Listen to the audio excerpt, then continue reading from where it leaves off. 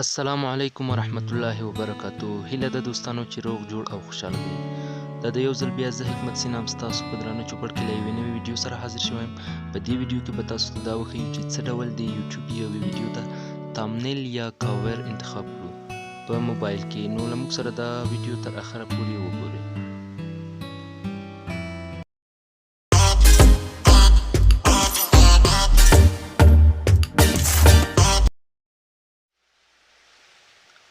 نو دوستانو په لومړي قدم کې راځو په وای ټي اسټوډیو یا یوټیوب اسټوډیو باندې کلیک کوو.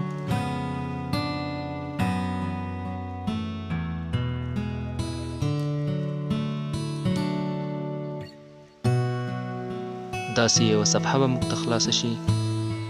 دلته د خپلې ویډیو په عکس باندې کلیک کوو یا خپله په یوه ویډیو باندې کلیک کوو. د مثال په ډول زه په لاندې ویډیو باندې کلیک کوم. نو داسې یوه پنجره خلاصیږي او دلته به د پنسل په آپشن کلیک وکړئ.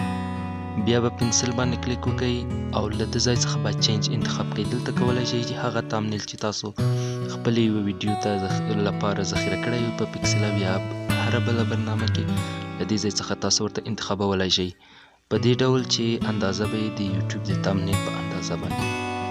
نو دا تامنیل زه ورته انتخابوم او په ډن باندې چې کله کلیک وکړئ نو دا تامنیل ستاسو ویډیو ته ذخیره کیږي. نو دوستانو ویډیو تر همداسې پورې وه. تر بلې ویډیو پورې ښې چارې او ښه ژوند.